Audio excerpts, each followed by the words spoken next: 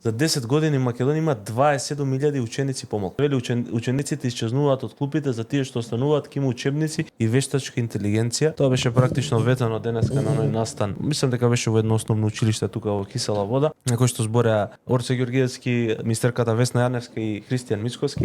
Текстот вели: оваа учебна година во училиштата се запишани вкупно 245.000 ученици, 177.000 во основно и 67.000 во средно образование. Само за последниве 10 години бројот на ученици е намален за 27.000 поради селување и пад на наталитетот. Ниту едно прваче годинава не е запишано во основното училиште, видо е подгоре во Колешино. Тоа се наоѓа во струмичката општина Ново село, во кој има 16 населени места и околу 11.500 жители според пописот од 2021 година. Првачиња нема запишано ни во подрачните училишта во селата Мокриево и Мокрино. Прв пат се случува ниту едно дете да не се запише во прво одделение во училиште. Предходната година имавме 36. Годината пред неа беа 32 ученици.